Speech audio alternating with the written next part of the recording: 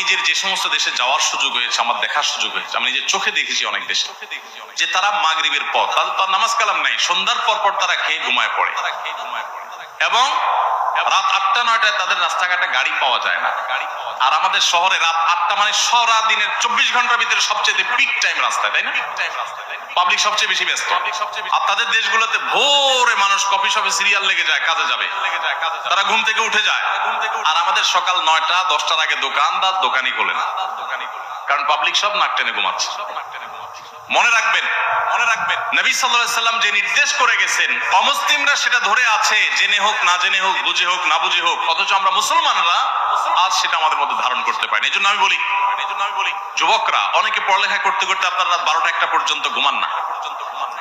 হেফজুখানার ছাত্ররা গোটা দেশে হেফজের ছাত্ররা সবাই 100% হেফজখানার ছাত্ররা রাত 10টার ভিতরে ঘুমায় যায়। 10টার পরে কোন হেফজুখানায় বাংলাদেশে পড়ালেখা হয় না, আবার ভোর রাত্রে তারা উঠে যায়।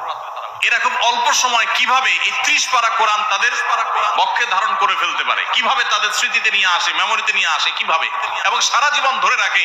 30 পারা কোরআন ধরে রাখা তো দূরের কথা, 2-3 পৃষ্ঠা মুখস্থ করলে তো আপনার 10 বছর মনে থাকবে। সেখানে 30 পারা কোরআন তাদের মনে থাকে বাচ্চাদের।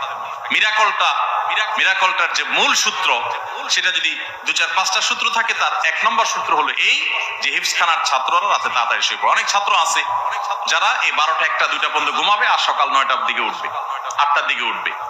তো আপনি রাতে তাড়াতাড়ি ঘুমায় ভোর রাতে বেশি করে পড়ালেখা করেন, এটা অনেক বেশি আপনার ঘুম থেকে ওঠার পর মাইন্ড ফ্রেশ থাকবে, তখন আপনার মুখস্থ ভালো হবে, পড়া বুঝে আসবে এবং ধারণ ক্ষমতা বাড়বে।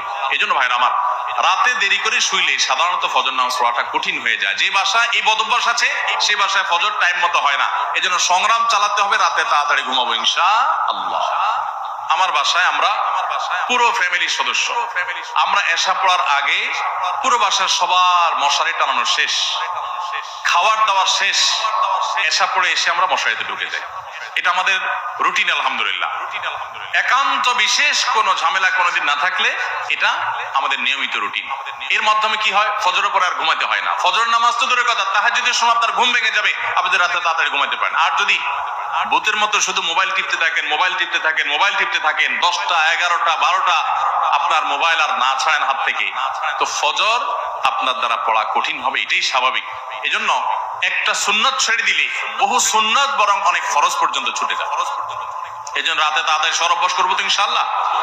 ভাইরা আমার, স্বাস্থ্যের জন্য রাতের প্রথম দিককার ঘুম অনেক বেশি গুরুত্বপূর্ণ। ডাক্তার এখন বলে 10টা থেকে 2টা এই সময়ের ঘুম আমাদের বডিতে ইমিউনকে স্ট্রং করে, রোগ প্রতিরোধ ক্ষমতাকে বৃদ্ধি করে, কিন্তু আমরা করি না। তো বাচ্চাদের বাসায় যারা নামাজ কালাম পড়ে না, রাতে তাড়াতাড়ি শোয়ার কালচার গড়ে তোলেন, ইনশাআল্লাহ অটোমেটিক তারা নামাজ পড়তে পারবে।